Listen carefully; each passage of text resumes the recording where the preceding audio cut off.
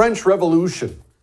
It's a period of time people will bring up a lot. It's an incredibly complicated affair, though. Don't believe anybody when they simply tell you, it was the people rising up and they chopped off some heads with the guillotine. There's all kinds of background to it. Steve probably knows it all because Steve knows basically everything. But you should know this, at least know this about something like a French Revolution.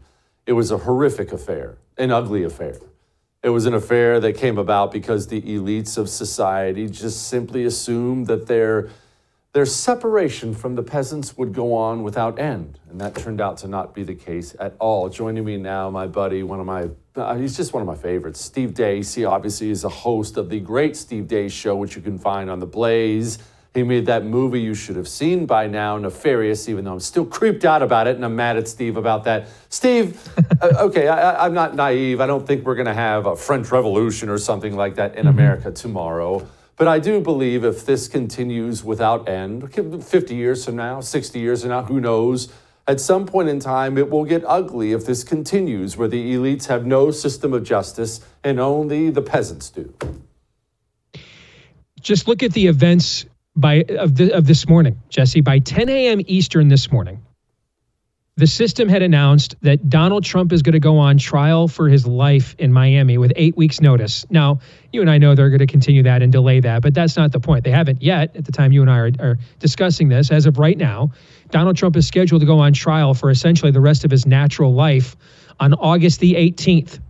10 minutes, maybe not even 10 minutes after they announced this, Jesse, the feds decided to drop on us the Hunter Biden plea deal where he can actually, according to Sean Davis at the Federalist, study this, Sean's a lawyer, he could actually still go and buy a gun, even though one of the things he pled guilty to is a gun charge. You can't even make this up, okay? And of course, in my opinion, and I have been warning about this entire calendar year, the holy grail here for the other side is to charge Trump with some form of sedition for January 6th. And now that the feds have dealt with the Hunter Biden question in their minds, they've answered that objection, they've checked that box, they've got full political moorings now, it's open sea, open water, to charge Trump in Washington, D.C. in front of that gulag that they call a jury pool there, where hundreds of his nonviolent supporters have been indefinitely detained for going on 2.5 years. And that will now make him have to defend himself against not one, but two Department of Justice criminalities that would essentially make it impossible for him to ever become president, let alone potentially live out any form of his life, remainder of his life as a free man. And our response is killer memes.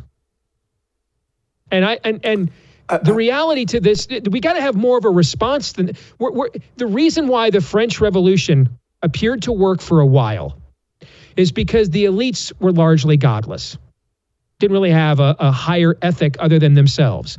But in this case, Jesse, our elites are not godless. They just have a different God.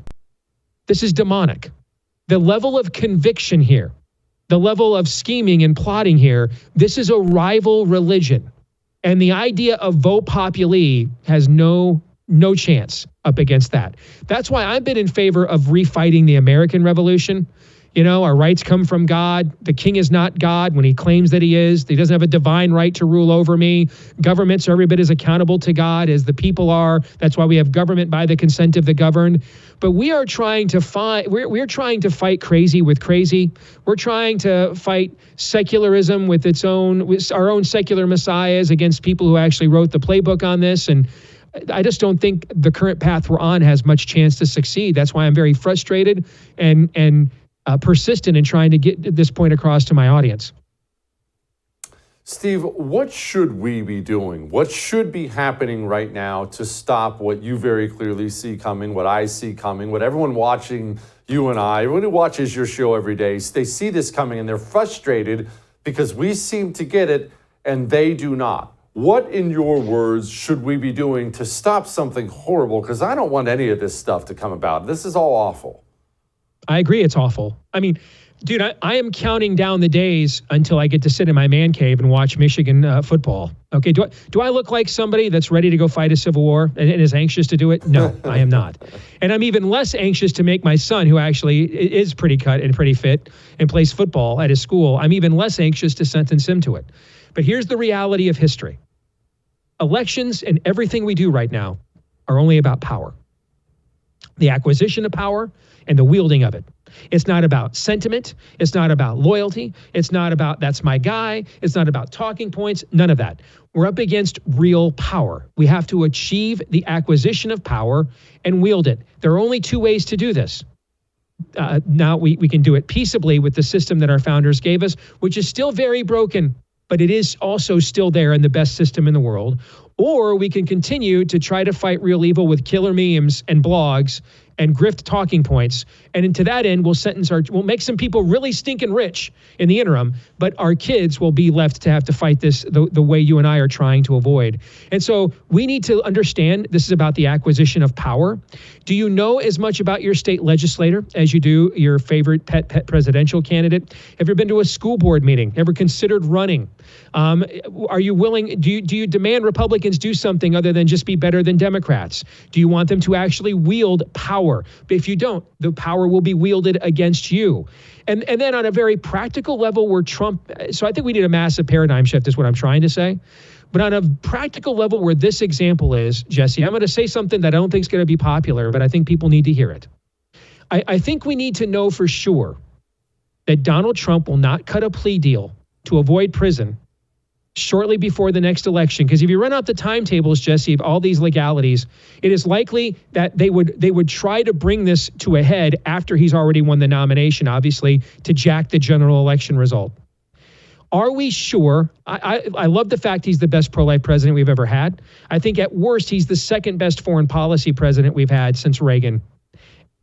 That being said, Jesse, he's had multiple wives, multiple bankruptcies, and during COVID, when Fauci and Birx convinced him he was going to kill 2 million people if he didn't shut the country down, he handed them his presidency and never got it back. I think we need something. We need to have a conversation with this gentleman and ask him, are you in this all the way? Or are you going to cut a plea deal sometime in next September or October to stay out of prison that requires you to leave the race, and we're left scrambling to come up with somebody, either your running mate or somebody else that people can galvanize behind with almost no time at all? Because if you don't think the forces we're up against will do things like this, then you weren't listening a moment ago when I told you they made Hunter Biden plead guilty to a gun charge that will still allow him to buy guns while they try to take away yours. Hell yeah, they'll do stuff like this. And so we need to know what's the true level, the lay of the land and the level of commitment that the people we're entrusting our hopes to, Jesse. Steve, okay, so we're obviously not going to get that from him. That's just not something he's going to talk about. Shoot, nobody will probably ever even ask him the question in a way that he would answer. So what should we be preparing ourselves for mentally? And I say this as the 2024 election is coming. It looks like Donald Trump is currently the leader, at least according to the polls I see. It looks like the leading guy who's going to be the nominee is very likely, or at least possibly, going to be in prison. So 2024 is done? Is that what I take from this? I think you have two options. One option is, and if it wasn't, frankly, for Ron DeSantis and his possibilities and what we've seen in Florida, you'd only have one option, and it's the first one I'm going to list. Does Donald Trump have a plan for how to message his candidacy? Right now, a poll of independents just came out 10 minutes ago. Him and Biden are combined at a net minus 71 with independents, largest voting bloc in the country. Net minus 71 combined favorable. All right, we have lost independents the last 3 elections in a row. So does Trump and his team do they have a plan to sympathetically market him to independents in order as a felon, as someone who's under house arrest? Do they have a campaign plan for this? Here's the thing, guys. If we don't have a plan and he doesn't, they're going to choose Samuel Alito and Clarence Thomas as successors, and that's the least of the terrible stuff they're going to do. They're going to go from castrating the kids to euthanizing them. We're going to go from guidance counselors saying, you know what, have you considered that maybe you're just not really a boy or a girl, to have you considered that maybe life is too tough for you and we can euthanize you and put you to sleep. This isn't going to stop itself. We're going to have to stop it.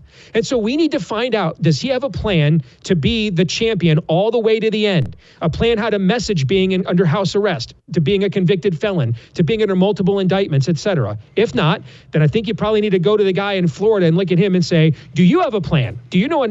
Are you more than a resume? Do you understand? Are you ready for what they will throw at you if we make you his replacement? They're going to come after you. And maybe you're more stable as a person, but that probably actually might make you even more of a target, because you can actually execute an agenda. So what's your plan? These are the adult questions we have to ask.